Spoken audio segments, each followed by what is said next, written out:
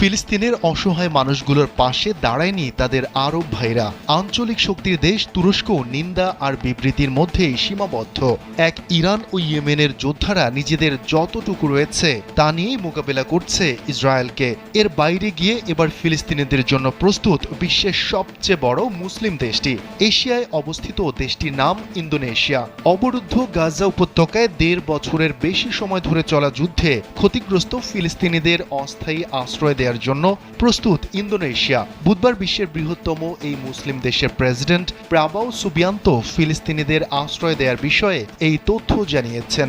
ইন্দোনেশিয়ার প্রেসিডেন্ট বলেন, প্রথম ধাপে যুদ্ধে ক্ষতিগ্রস্ত ১,০০০ ফিলিস্তিনিকে আশ্রয় দেওয়ার প্রস্তুতি নিয়েছে তার দেশ।